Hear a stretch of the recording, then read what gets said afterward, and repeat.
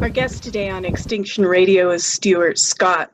Stuart is the head of the United Planet Faith and Science Initiative, and he's also working on a new project that he's going to be talking with us about called World Scientists Warning to Humanity. He is an incredible information activist, as all of us know. So with no further ado, Stuart Scot, welcome to Extinction Radio. Thank you. And I cringe when people give me any kind of praise. It's like I go, oh, don't say that. But it's okay. It's okay. I work as hard as I can, and I try to not have my ego invested in it. So it's tough, as you know. It's a tough job to work for humanity. Tough and thankless job in the age of Trump, shall we say? He whose name we try not to mention. Isn't that the truth of it, though? Yeah, it's a hard reality for people in reality to deal with, but there you go. Indeed it is. All to a purpose. Just a quick word about the age of Trump. As bad as he's trying to be, there are silver linings.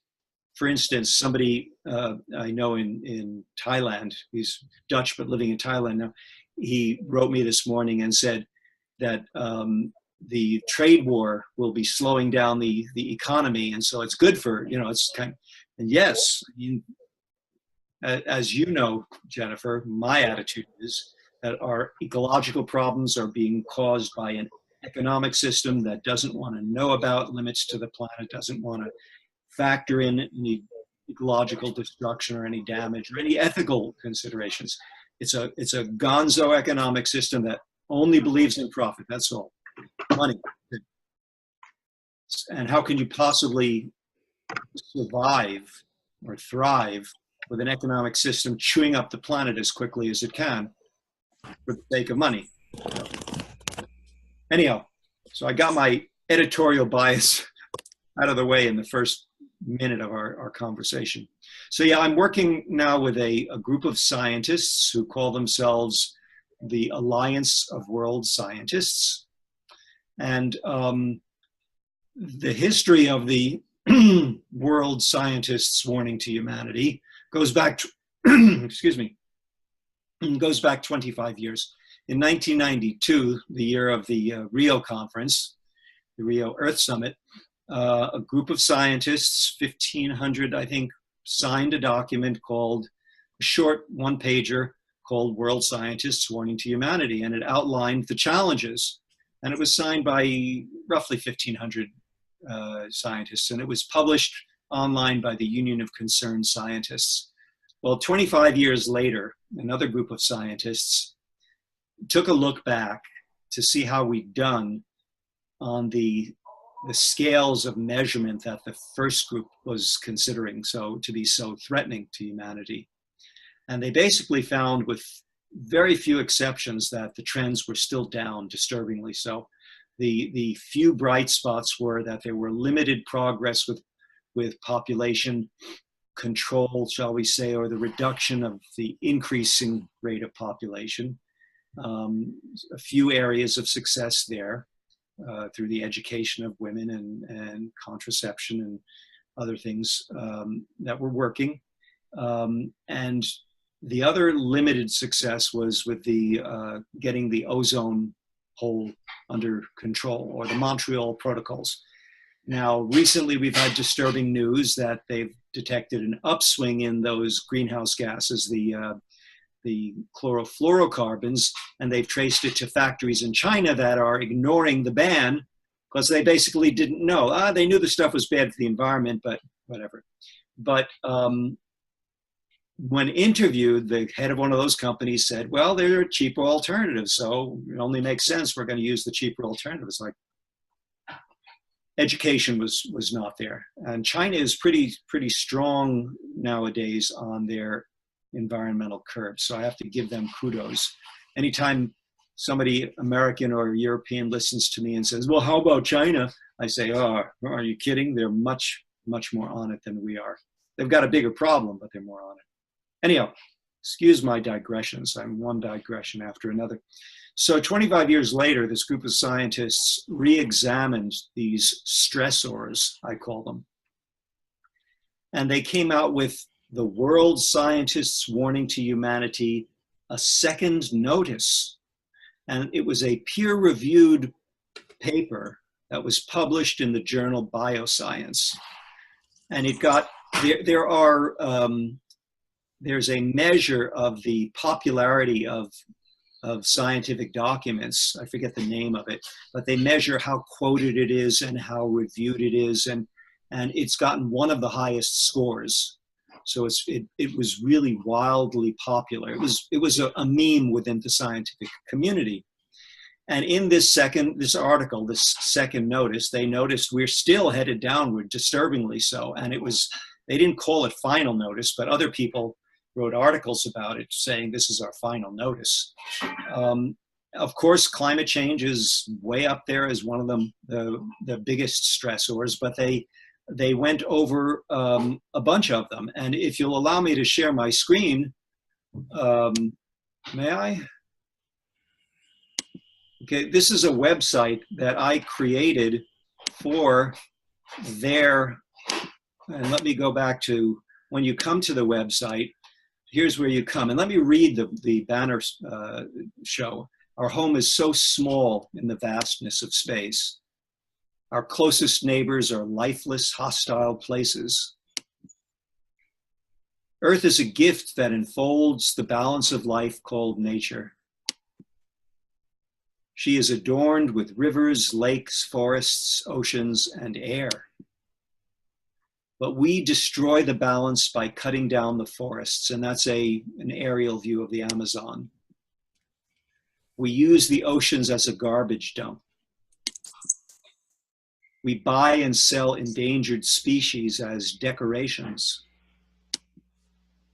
We fill the air with harmful gases and pretend they go away. There is no place called away on our small, fragile planet. We must stop before it's too late. So I tried creating this website so it would be a wake-up call.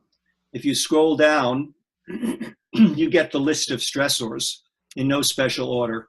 Forests, these were the 8 stressors that were cited in the second warning. Biodiversity, population, climate,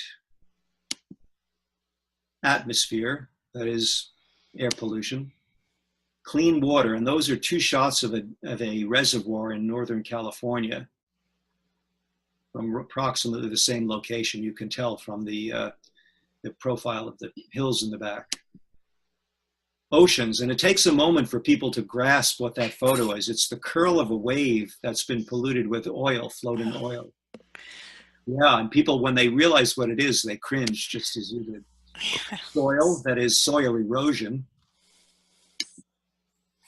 And back to forest. So these are the 8 stressors. Now I'm very self-consciously discussing this website because I'm putting a lot of energy into it, believing that this is a possible hope that we've got. On the right here now is a clickable link to the first warning of 1992. On the left is a clickable link to the second warning in 2017. And those I invite people to come and read. And you can read more in the tabs down here. Next is a way to get to the Alliance of World Scientists that is behind this second warning. And then I have an area at the bottom of news, 3 news feeds, and a global view of who's coming to see our site, our global support. And we've only been published for a few weeks, and you can see there's a cluster up in Northern Europe, and there's a cluster in the United States, and there are a few down in Cuba and in the Caribbean, and a couple in Mexico. And Hawaii is saturated because I live in There's one in Japan, a few in China, South. So we're beginning to develop a following. And I say a following, but I actually should call it something different. What I'm trying to do with this website, and at the bottom are quick links and a link to my Climate Matters TV website, my video feed of my programs, my short programs that I do. The news feeds, one is about the scientists' warning itself. One is about news of impacts of climate change in particular, but other things. And resilience news, how are people responding? So it's meant to be both educational and inspirational is a tough word, but I want to try to inspire people to step up to the plate and do something. And people who come and engage with it and submit an endorsement or a signature become part of our database and part of what I'm calling a global constituency. And if we can get a few tens or, God willing, hundreds of thousands of people in our global constituency, it becomes a force we can focus on action. And whether or not it's too late, and I know you and I both have rather grim views of the future, whether or not it's quote unquote too late, it's never too late to try. And the effort itself is self-rewarding. It's a noble thing to do. It's inspiring personally. It feels good. Your neurochemistry changes. I mean, I get depressed when I think about these problems, and I get out of the depression when I get back to work. Well, that's what they say, isn't it? They always say action is the antidote to despair. You know, that's an old saying. Yes. So I encourage people to go to that. Let me, for a moment, share my screen that has the URL on it. And there we go. It's World Scientists Warning to Humanity at scientistswarning.org. 2 words. Scientistswarning.org. Are there other people that you're collaborating with to put this together? Well, I put the website together with the permission and, loosely speaking, collaboration of the Alliance of World Scientists. That is, they know I'm doing it, and it's intended to bring a public interface to what previously was just for scientists to sign. Mm-hmm. So they were for it. They were all for it. Go for it, you know. Mm-hmm. And they've given me feedback on what they'd like to see promoted. They wanted to see the actions brought up in stature, and I've moved things around so they're now in the main menu. But basically, I'm planning a whole other website on the actions piece, and it's going to be a wiki. So people can come and post actions and join actions, and they can, great, you know, but that's going to take a little more doing. Now, the website itself was created by a group in India, because it's affordable, and I pay for all of my work myself. I'm unfunded, so cost is a thing I have to be conscious of. And now, this is a good story, if I can tell a little digression. Anything you want. Bill Ripple is the scientist who is the lead author of the article, the new warning, the second warning. And so he and I are in pretty close communication, and he sends me emails once in a while when he gets an inquiry that sounds up my alley, something to do with the PR. And so he sent me an email from a fellow by the name of Peter, who was an IT specialist and wanted to help us. And so Bill Ripple sends it to me, and I know Peter from 10 years ago when he heard a presentation I did in Thailand, and he came up to me afterward and said, "You just changed my life. I'm going to go and take sustainability courses and see if I can make a career out of that." Of course, it's difficult to make a career out of sustainability because there's no money flowing into that. Or very no, there isn't. It's a noble endeavor. Corporate social responsibility, but it's, you know, it's basically small part of the corporation's profits. They multiply that small part by 2 or 3, and they use that for PR of their small effort. It's basically greenwash. CSR is greenwash. Anyhow, Peter, I knew him. And so I said, "Peter!" So we refound one another after 10 years. And so he's helping me with the outreach right now. And then he's going to help me write the wiki, the actions piece. Oh, and it's going to be a dual actions and resources, so that people who want to learn more, there'll be the resources branch. And again, it's a wiki, so people can post good resources. And then the actions, people can post actions. And we're looking for local actions, that is your city or community, regional actions, national actions, international actions. So we want to be able to have people sort across these, so they can join something international in scope, like 350.org's the events they put on with global participation, or something happening very local. We can have a part of the wiki on how to write a letter to the editor or an op-ed. We want to really make it very useful and broadly appealing, but we need that community. Okay, without the community, it would be a wasted effort. So please, if you can encourage people to go there with the program we're doing now, I appreciate it. Absolutely, absolutely. And no time like the present for this type of activity, because I'm sure that everybody's got their eyes on the weather right now. You know, the abrupt climate change is really taking off lately, and there's a huge amount of heat in Siberia, and there's huge heat all across the United States right now, and actually all over the world. I mean, things are really picking up. Could you comment on this? Sure can. I'm rejiggering my screen here so that I'm putting your picture very close to my camera, so we don't get parallax. So if I happen to be looking at you, I'm also looking at my camera. Got you. All right. Well, I'm going to look at you. I want to be looking at the people who are watching this in the eye. I'm talking to you, Jennifer, and you watching Jennifer.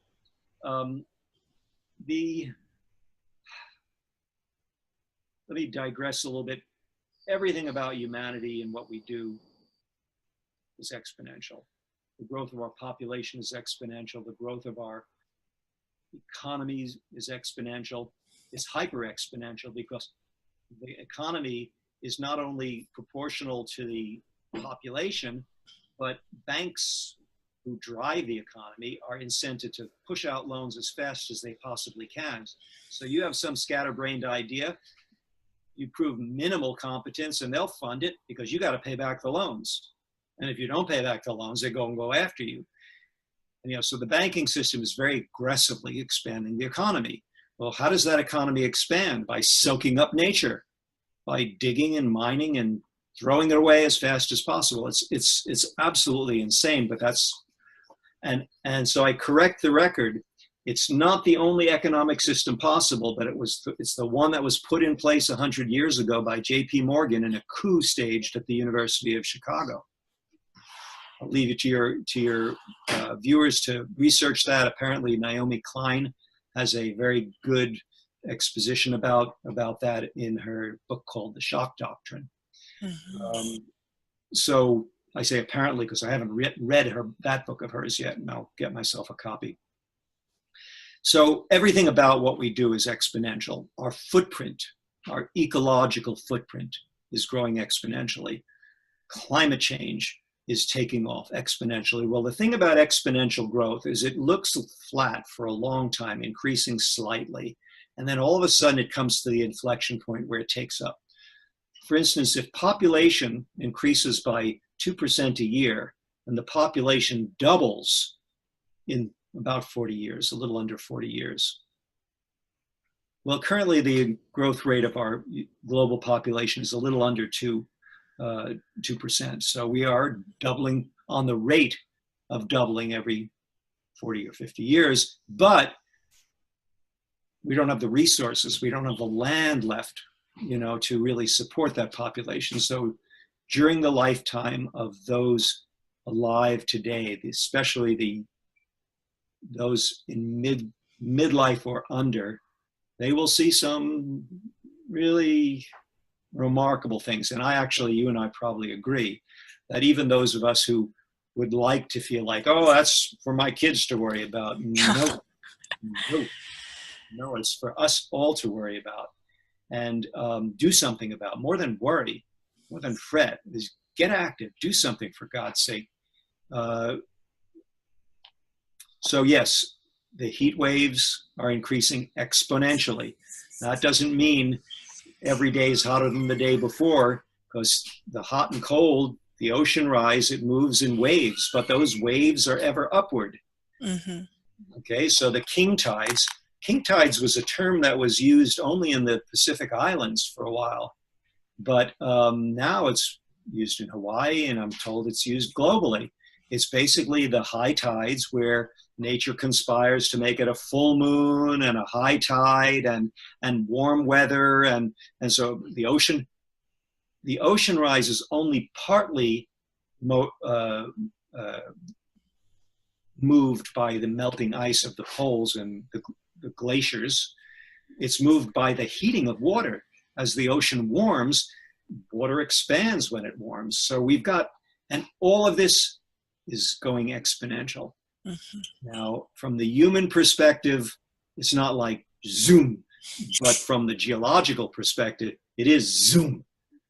So the generation alive today, the cohort alive today, is going to see vast changes. It's going to be up to them to try to fix a severely broken ecology. Climate is just one of the issues, and I've gone from messaging solely about climate to messaging about the sweet. And that's maybe an ironic word to use, but the sweet stressors, the bitter of stressors. Right. What would you say comprises the suite? Would you say finance, food, climate, natural disasters, population? When you say finance, I put that aside. That's the insult. That's the cause. So it's also, to me, it's the key part of the cure, because it is the cause.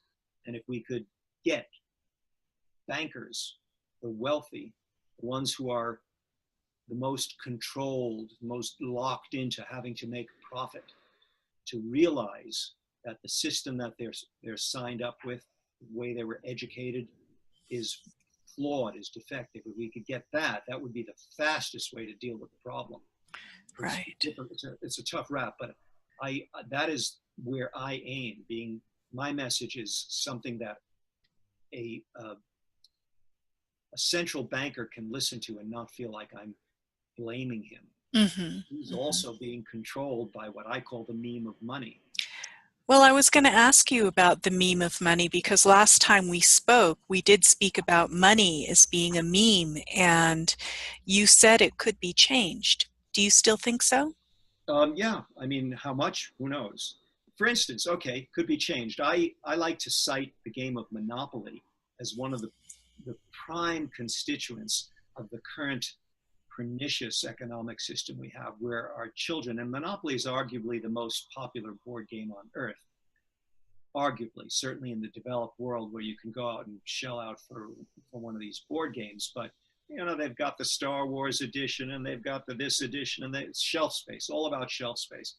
But Monopoly, it's a simulation of a capitalism that is pernicious at its core, where you don't win by having more money. You win by putting everyone else out of business. Gleefully, as kids, yeah, you're out. You know, this is how we teach kids to react to money. So if you could change that, if you could just get, I don't want to pitch the name of the company that makes the game, to change it. You know, Monopoly, the enough edition. Huh? Okay, so for me, where we need to go is let people know that the current economic system has a name, neoclassical economics. The neoclassical part dropped off after it was successfully installed as the only game in town. Now people 100 years later think it is the only possibility. No, there are two other major branches of economics. One is called environmental economics. The other is ecological economics, and that's the one that we should be going to. Mm-hmm. So what's the difference between environmental economics and ecological economics? They sound so similar. They do sound similar, but there's some very important difference. Environmental economics basically says, if we just put a price on nature, on natural system services, then the invisible hand of the market will work everything out. It's flawed. It's a flawed approach because, and I give the one example that one year, perhaps a decade or more ago, Japan, probably more like 20 years ago, Japan priced the natural system services of its wetlands. And you know, Japan has a very reticulated coastline, a very long coastline for a small nation because it's volcanic islands. And so it's got a lot of wetlands. And so they priced the natural system services in terms of pollution control and fish spawning and all the different things that those wetlands do. And they came up with a figure of $16 billion. Well, if those wetlands had been for sale for $16 billion, they would all be built out now with hotels and condominiums, resorts. You cannot price nature. Certain things about nature are qualitative and not quantitative. And if you price them in a system where the amount of money is ever increasing, then you're always going to be creating enough money to devastate nature, to buy up those last rights to the last few elephants on Earth because the ivory is valuable, right? Certain things have to be qualitative. Now, ivory is one of those things where it's a mixed record, but the world seems to be awakening to the fact that we are rendering the population of elephants extinct for their tusks. And so they have interdiction where they crush it. And when you travel in airports in Asia now, they have big signs saying it's illegal to bring ivory products in or out of the country. So they're trying, but the poaching is going on because there are always people who are willing to sell endangered species because they're so dark. So certain things you have to put teeth in the law. Mm-hmm. Okay, you have to. There are certain things that have to be done qualitative, not quantitative, not put a price on nature. A friend of mine, who's actually the president of the International Society for Ecological Economics, he describes environmental economics as the neoclassical economic view of nature. So it's the economic view of nature. I'll buy that, you know. Ecological economics is the ecological view of the economy. Let's not put the cart before the horse. Let's put the horse before the cart. What is the controlling factor of the human economy? It's the ecology of Earth. It's the Earth. It's the natural resources and the waste sinks, the space into which we dispose of our wastes. And if we're disposing of a waste faster than nature can absorb it, we're going to overwhelm that waste sink, and it is going to come back and haunt us. And climate change is the first of the waste sinks that we are first and strongest, the one that we are exceeding the most strongly. So ecological economics says, let me contrast it to the current existing neoclassical parentheses, economics. Neoclassical economics has a fatal flaw. It has no concept of Earth. The Earth is irrelevant. They call it, if you can get them to even talk about the Earth, they call it an externality. That is, the limits of resources on Earth are an externality, and if we run out of wood, we'll figure something else out, right? Oh my God. It's insane. It's completely out of touch, isn't it? There's, I wish I could remember the quote accurately. It's by a gentleman by the name of Kenneth Goulding. Mm. And the quote is, the only people who think that you can run an infinitely exponentially expanding economy within a finite planet are madmen and economists. And I put in a few more words than his original quote. It's more elegant, but that's basically it. And why can that happen? It's because for the last 100 years, since J.P. Morgan staged that coup, our business schools are all teaching an economic mean, an economic system that ignores the limits physical reality. It ignores the physical limits of the Earth. Yeah. Huh? Well, as long as we can just go ahead and expand, forever, there's no problem. But unfortunately, we already have reached these limits in so many different categories. I believe we've actually tapped all the farmable land that's available on Earth to us right now. And now land is starting to go down and degrade. Is that the case? Yeah, yeah. What And else? What other limits are we reaching? We're pushing the limits of the oceans. We're at or over the limits, the sustainable limits for fisheries, for all the different fish species.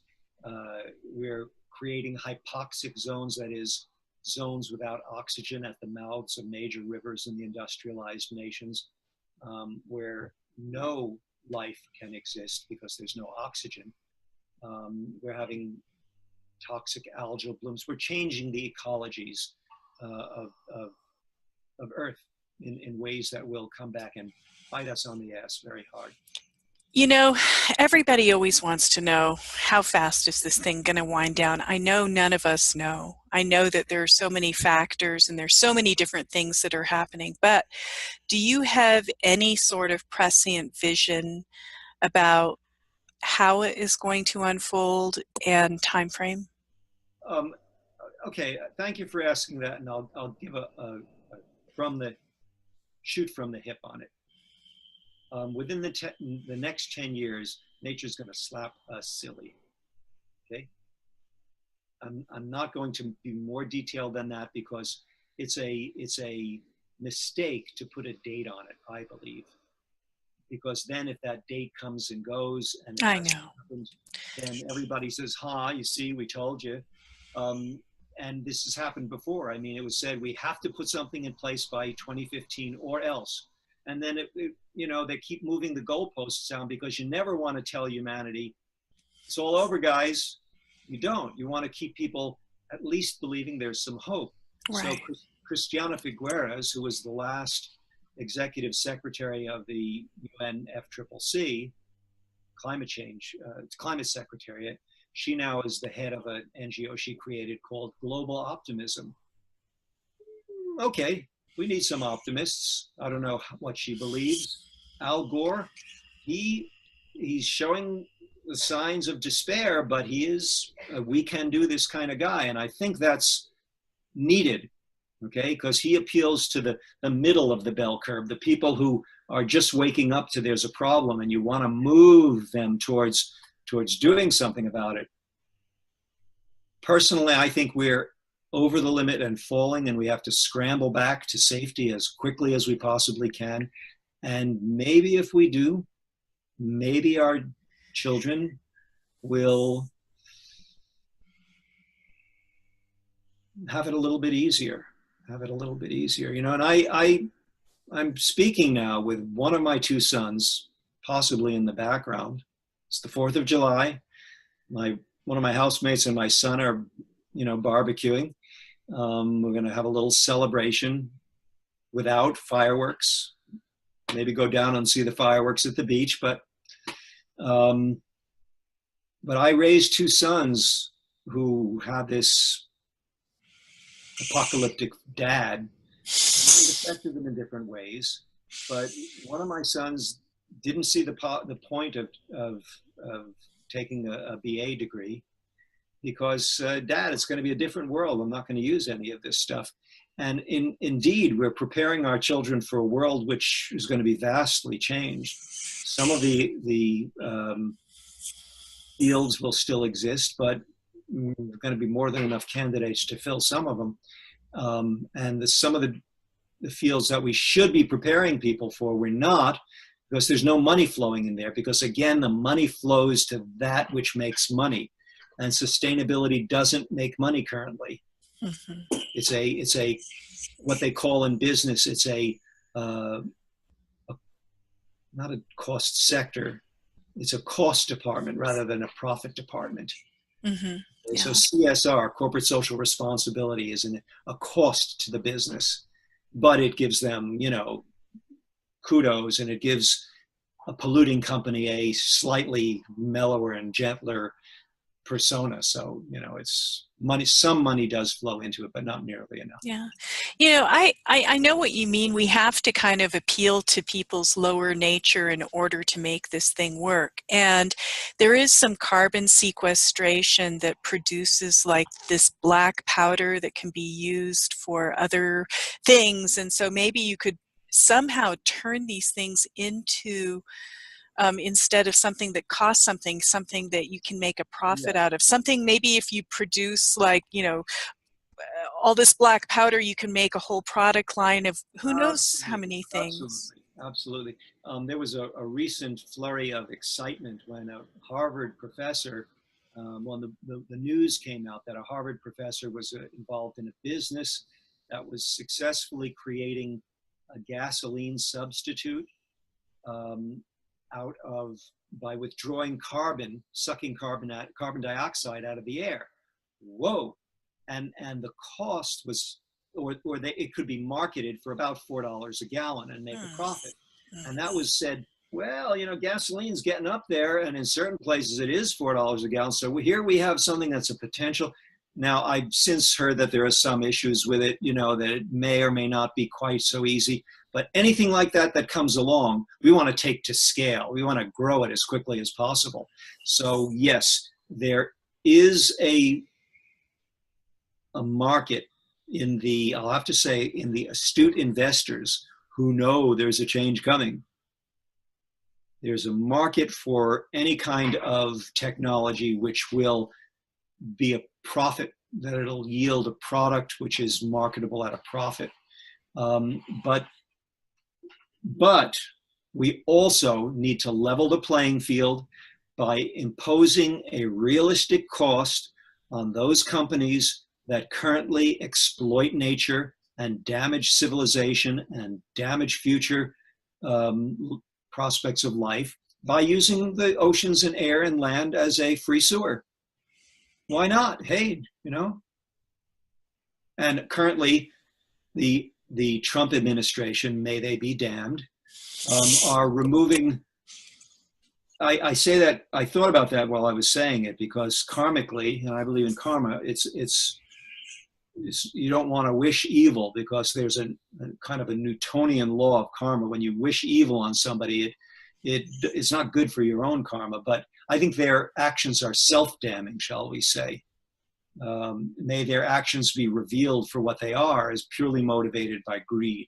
And also I'd like to add to that, may people care and understand once these actions are revealed about this, and not just, and may people feel that they can do something about it.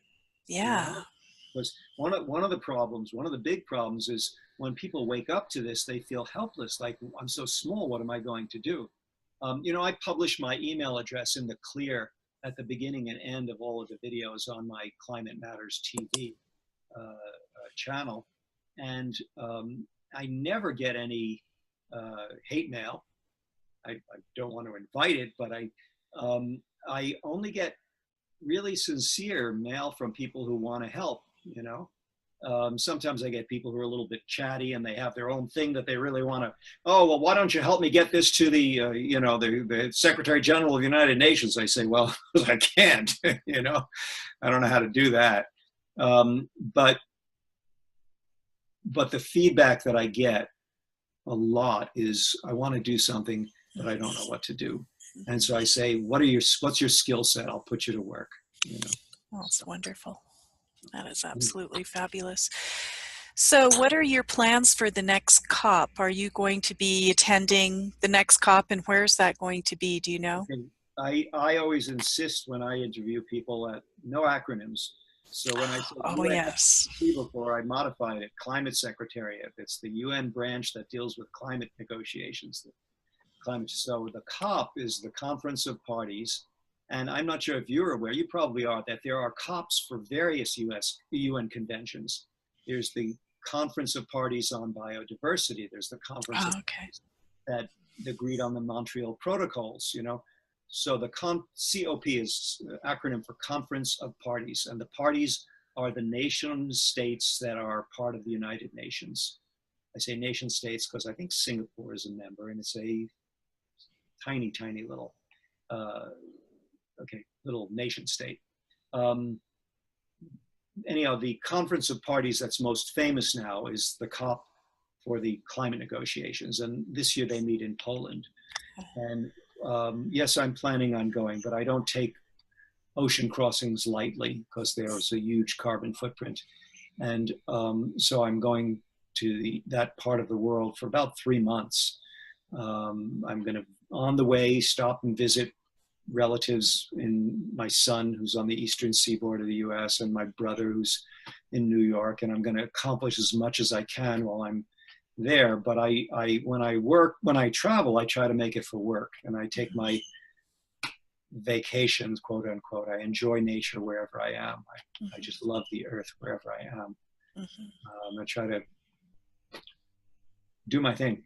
So, but I'm going to spend at least 2.5 months in the EU doing a combination of lectures and work with groups and gearing up for these Climate Matters programs that I do. And for those of your listeners who don't know, and I encourage them to go to climatematters.tv, and it actually forwards to my YouTube channel. I decided instead of having a separate website where all that's on it is my YouTube, so I'll just send everybody to my YouTube channel and let YouTube organize it, and count views and give me statistics and whatnot.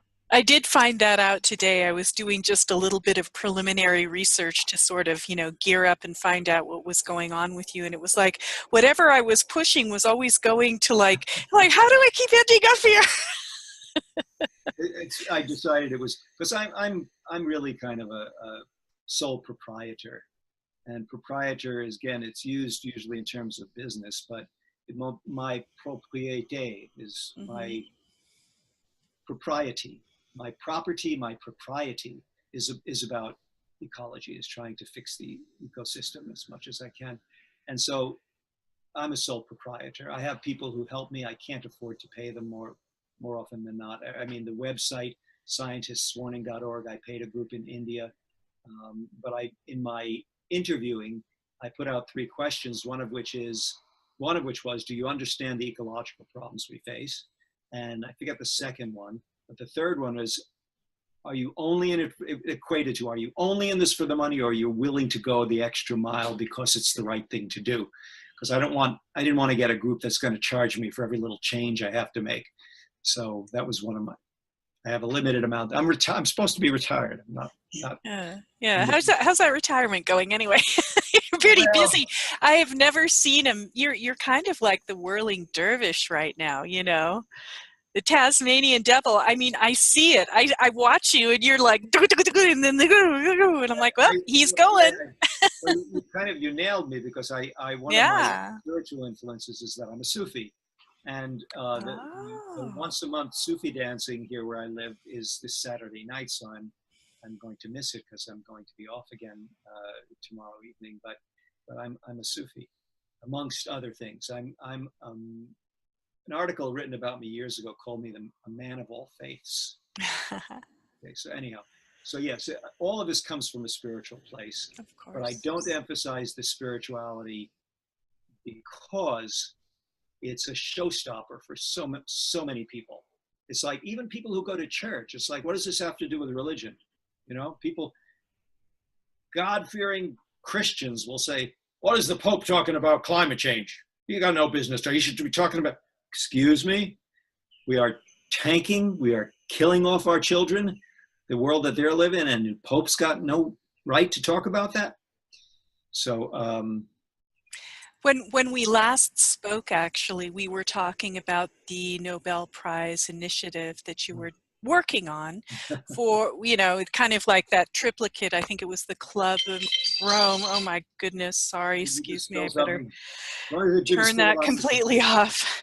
And anyway, you were working on a Nobel Prize initiative, and it was kind of a triplicate, 3-legged stool, and one of them was Pope Francis.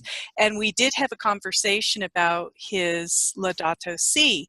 And I know that it was so funny because we had that conversation inauguration, on the day of the inauguration, we had that conversation about Laudato Si, and then Trump, when he visited the Pope, I thought it was so ironic. The Pope Francis, actually gave him a copy of Laudato Si, and if that's not, take a look at this, buddy. I'm sure he probably threw it away, but what a magnanimous man he is. I'm such a big Pope Francis fan.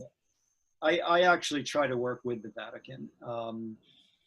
Some of my more narrow-minded friends who are liberal in many ways, but they blame all of the sins of past popes and past Vatican power grabs and wars. The Vatican has a very checkered history, but they blame all of that on the current pope. And it is baggage that he's got, I'll have to say, because, when he took on being the head of that organization, the Holy See, he took on all of their karma, Mm-hmm. But I'll have to say that he's doing a good job of atoning for some of that karma. So, and I think I met him.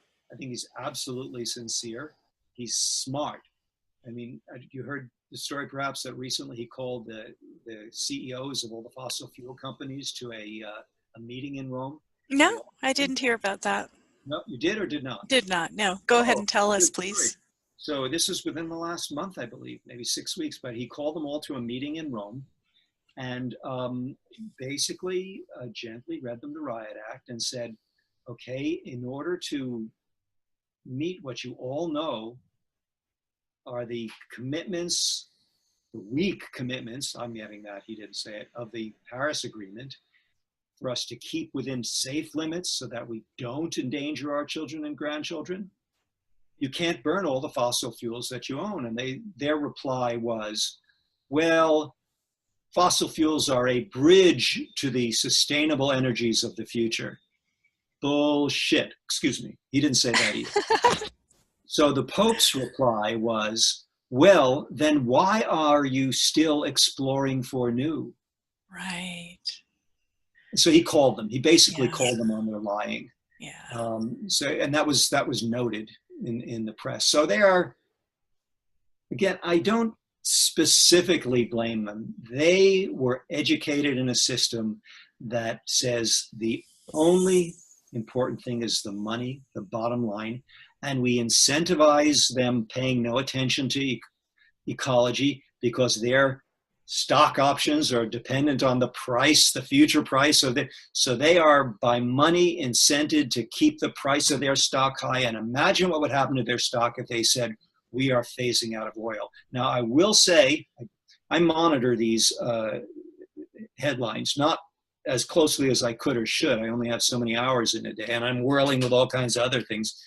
But within the last 2 or 3 days, I came across a headline that the largest Italian oil company has declared that as a company, they will be carbon neutral. They I don't know if it was 2030 or 2050, but they set a very close in limit for their company to be carbon neutral, which is, no, I don't know. Wow, that's kind of stunning. I wouldn't expect a petro company to do that.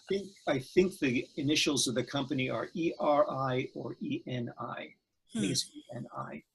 So Italian, if you Google it, Italian oil, ENI or ERI, you'll get it. Mm-hmm.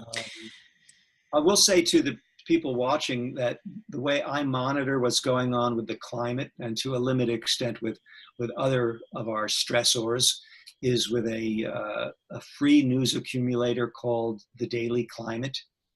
And they give you one email a day and then one recap email of the week, which is the most important or handpicked, I won't say most important, handpicked articles from the Wall Street Journal to the Podunk Herald Tribune, whatever, from large papers to small papers, not just American, all around the world.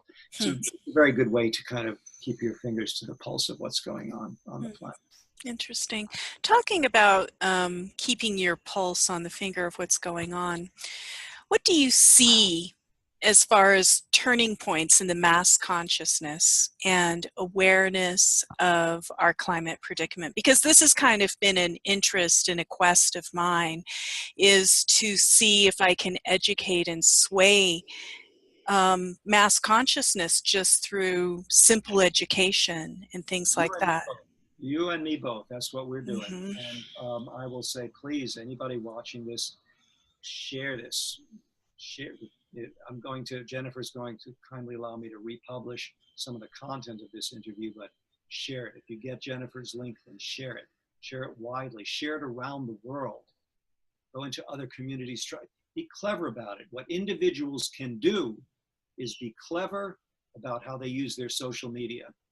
For instance, somebody will say, oh yeah, that's interesting, and they'll post it, they'll tweet it, or they'll put it on Facebook. You don't do that just once, because both of those, Twitter and Facebook, are like marquees that scroll by. And if you don't happen to be looking when it scrolls by your wall or it scrolls by your Twitter feed, then you missed it. And so you'll only catch a small percentage of those followers you have or those friends you have each time you post. If it's good enough to post once, it's good enough to post many times. So have your favorites and have them in a list somewhere and post them once a month and once a week. Go through the list and then go back up to the top, you know? Mm-hmm. Mm-hmm. Okay, so to answer your question, I do sometimes return to the question that was asked. Oh, that's good. Yeah. Humanity is dealing with several tipping points, and one of those tipping points is the social tipping point. And you and I are both, you probably don't call yourself that, I do call myself that, an eco-social strategist. And we are trying to bring that social tipping point in just even a little bit. How much ever we can bring it in is better, is progress. Because eventually the effects of climate change are going to be so distinct and so unavoidable that I predict there will come a time where the major parties in the US, and God willing, we should get a third party that's really on it, put them both into shame. The major parties of the US will have to be, the Republican Party will have to be recognizing the reality of climate change, and they'll be all over it to own the issue, to make the issue their own. Maybe I'm wrong. Maybe the fossil fuel money will blind them until it's too late, until civilization collapses. That's a possibility too, but we need to keep working at bringing the social tipping point in, and I do believe it's coming in. I detect it. I detect it by my keeping my fingers to the pulse, by my watching the kinds of news feeds that are going on and seeing how many views various videos are getting. I think the challenge is trying to share that into new communities, because one of the bad effects, one of the limiting effects of our social networking is that we exist within bubbles of people with like. Yeah, we have the phenomena of being in an echo chamber, and we all think our voices are very loud and very clear, and how can everybody not see it? And of course, we're just kind of talking to ourselves and a limited number of people that happen to be in the room with us, which is growing and things like that. But there's got to be a way to get this type of information into the media at large. And that's what I don't really see happening is, you know, the major media outlets ignore climate change and just focus on distraction. Why? Because it's, I don't know, I mean, it's too bad. It's like in one word, I can explain it. All right, go for it. I'll do it in 2 words, but one word would suffice. Money and economics. And money and economics are the operating system of current civilization. They control what happens, when, where, why, what doesn't happen, what gets delayed, what never happens, who gets elected. We don't live in a democracy.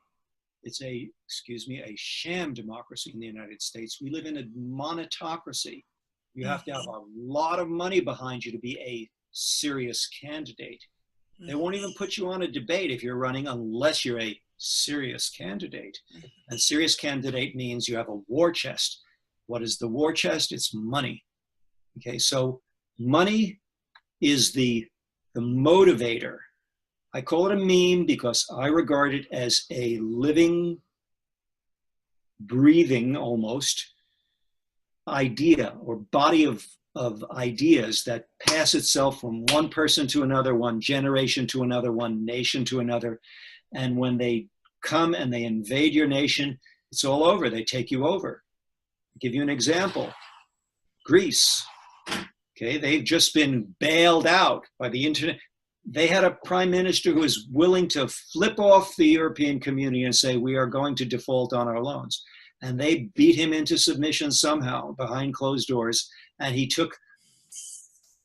borrowed more from the EU to pay off the old loans with new loans. And basically, Greece is now an indentured servant of the International Monetary Fund, of the European Union, where whoever lent them the money, they have to pay off the interest. How are they going to pay off the interest? By austerity, by the work of their, okay, it's an incredible Ponzi scheme. Well, that's not con scheme. Okay, it's a con. Now, it's been written into law. It's respectable because the bankers who are the perpetrators or the proprietors of that system wear ties, and we're taught to respect them. And we have pundits who preach their gospel in it's made to look respectable. But in fact, let me go back to one of the patriarchs of the perhaps most famous banking family in the world, the Rothschilds. And the patriarch Meyer Rothschild, and I'll get this one up very close to the way he said it because I've said it so many times. Give me the power to create the money of a nation, and I care not who makes the laws. And country after country after country has succumbed to the model of the Bank of England, which is a bank that is cleverly named so that people think that it's part of the government, but in fact, it's a private bank owned by private bankers and banking families, and the ownership is usually hidden. And when you look, the Federal Reserve is a private bank that owns the American government. How do I say owns? Because they lend the money to the American government by which they pay their payroll, and we pay back the interest and principal by our taxation system. So we are all wage slaves of the Federal Reserve Bank. There's a history in that I won't go into, but it's a very interesting history. And I will cite one nation, though, that for a long time avoided, and still to some degree is avoiding, that system of indenture to a privately owned central bank. The nation of Costa Rica. Really? Costa Rica, when they became independent, their central bank was a sovereign bank. It was owned by the government. Well, the international monetary community ganged up on them, I'm told, and tried to force them into having a privately owned central bank, and they resisted. They said no.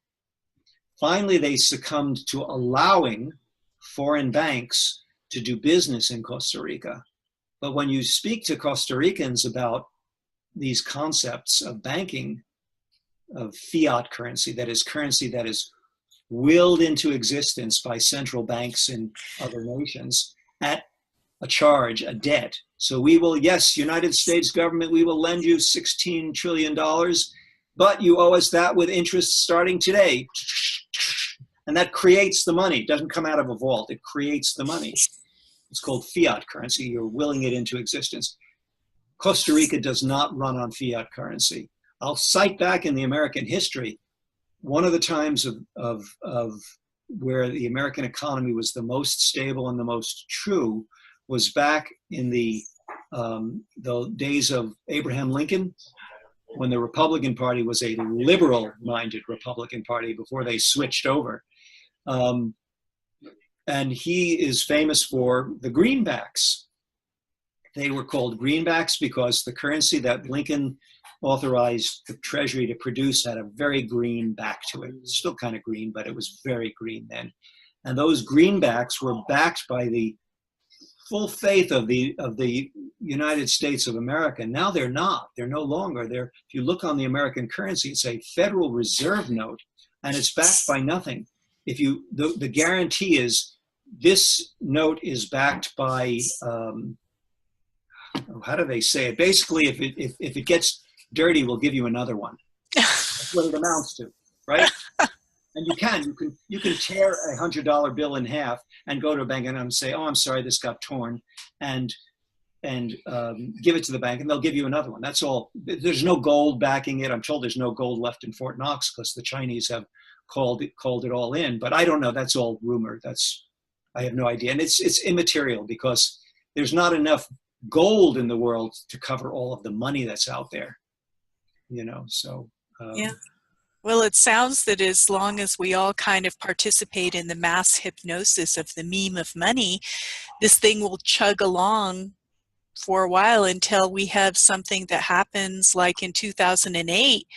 And then all of a sudden in one day, you've gone from everything's looking pretty good to like all these banks are closing and things are happening. So do you think that we could be close to some sort of financial collapse, something that like happened in 2008? I think there's a high likelihood that might happen. Again, I don't want to lock myself into predictions because in some ways they learned very little out of the last collapse. How did they fix the last collapse? Not by structurally fixing the banking system to prevent the kind of risk taking. I'm told that the same risk taking that was done then is being done now. It's just being called something else now. It's no longer collateralized debt obligations. I forget, there were various acronyms for it. It's just called something else, but it's still happening. There's a good movie narrated by Matt Damon called Inside Job. I recommend it highly, where it tells you what happened, and it ends saying basically all of the bankers in Iceland who started the dominoes falling, they all went to jail. Oh Only my God. one banker in the United States went to jail. Only one. There were many culpable, only one. And one of the other bankers who was on his watch, the head of Goldman Sachs at the time, Henry Paulson, later became, was he head of the Treasury? Or no? I think he was head of the Treasury. He became high up in Washington administration. Was he head of the Federal Reserve? But Hank Paulson, the guy who was doing it, Goldman Sachs was putting out these collateralized debt obligations and selling them to pension funds, which are supposed to invest conservatively, at the same time that his Goldman Sachs was putting out bets against them. They were playing both sides of the table. Imagine being able to play red and black on a roulette table without the green, the three 0-0, the three 0-0 spots, right? The zero spots. Okay. I want those odds, right? If you go to Las Vegas and you bet red and black, you will lose your money at the slowest rate, right? Because you're going to win on red or win on black. You're going to win 35-1. It's 50-50. No, it's 50-50 less the green, the 0-0, 0-0, and 0-0 spots. So that's the interest that the bank. Look at the language. Look at how the bank in Las Vegas. They call it the bank, right? Gambling, the bank, and the banker. The banker is the dealer, right? Yeah. Okay. It's the same system. It's the same system. One is respectable and legalized, and the other one is entertaining, and we'll give you free drinks, so and we'll have sexy girls going around at the tables. We'll make it flashy, so you get your glam on, get your neurotransmitters going, get your testosterone going, whatever floats your boat, as they say. I'm sorry, I do go on. You ask one question, I can go on for 15 minutes. It's like Lincoln, I think it was Lincoln, it's been attributed to several people. I think it was Lincoln who said, may have not have been the first to say, If you want me to give a speech, it depends upon how long. Oh, somebody asked him to give a speech, and they said, how long will it take you to prepare? He said, it depends. If you want me to speak for 2 hours, I can start right away. If you want me to speak for 10 minutes, it'll take me 2 weeks. Well, tell you what, we have been on for a little while. Do you want to? Do you want to save some for next time? Do you want to kind of close with any salient points? You know, the things that you'd like us to focus on. Yes. Okay. Okay. Never give up. Never give up. I know part of that community that we both speak to is a community. I mean, your radio station is called, or your station is called Extinction Radio. That's pretty in your face there. Extinction of humanity is a possibility. A possibility. Some people say it's already a done deal. I don't believe it's a done deal. Okay? When I taught statistics in college, I used to say that the only event that has a 100% probability is an event that has already happened. And when one of my students said, oh, how about it's 100% probable the sun's going to rise tomorrow, I said, watch that. First, the sun doesn't rise.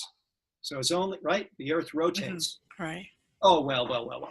So how you frame your event that you're saying 100% probable. Second, if you say, if you cured that and say it's 100% probable I'm going to see the sun tomorrow morning, no, there is some possibility the sun might explode. There's also a possibility you might die during the night, in which case you will not. So the only event that is 100% probable is one that's happened, and its extinction is not necessarily dialed in.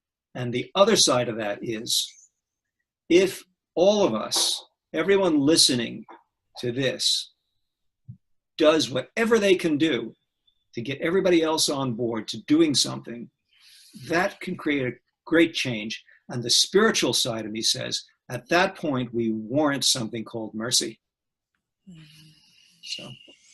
Oh, wonderful. Great thoughts.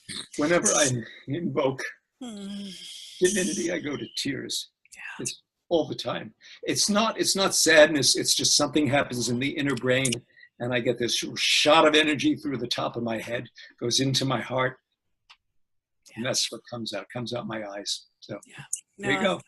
This is a profound time. I mean, you know, we're all just kind of making it up as we go along. You're making up your thing. I'm making up my thing. We're both engaged in being climate information activists and trying to educate people about whatever it is that we're all going through, I mean, it brings up a lot of stuff. This is a profound time on planet Earth. I want to knit a little bit more onto what you just said, because you're doing your thing and I'm doing my thing, but my spirituality says that you and I are the same being. We're the same consciousness. We're just the same consciousness looking out through two different sets of eyes, same as all people in the world.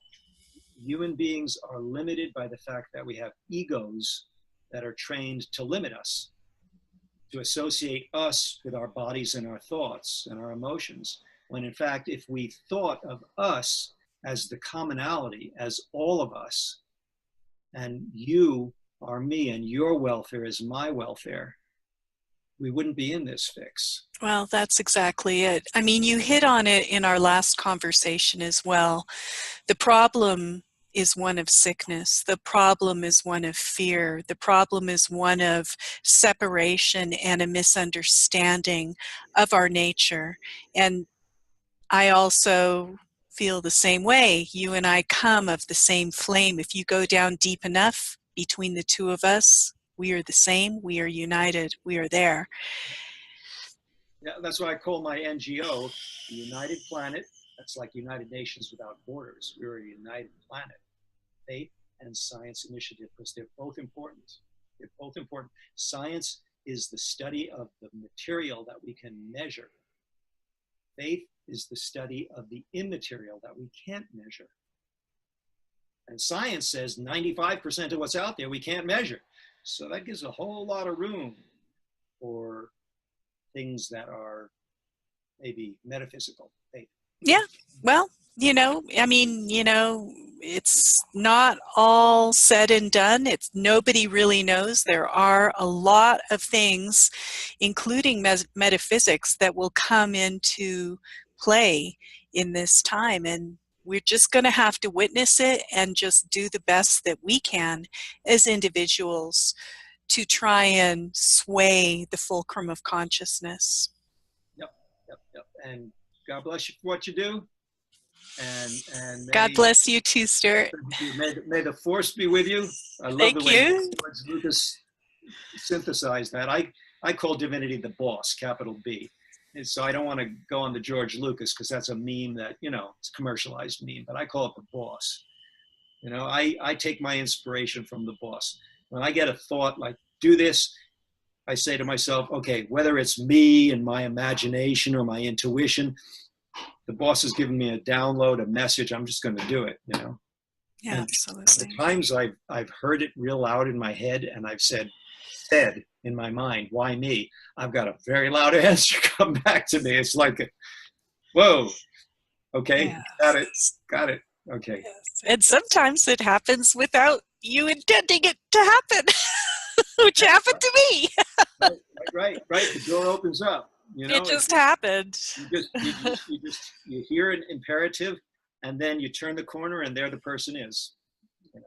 There you go. Well, Stuart, it's always a joy to talk to you, and I hope that we can have you back on Extinction Radio soon to have more fruitful conversation. I really treasure it.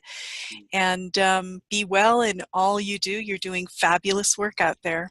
Well, it's fun. That's the only fun I have. All right. Be well, Stuart. We'll see you next time. Okay.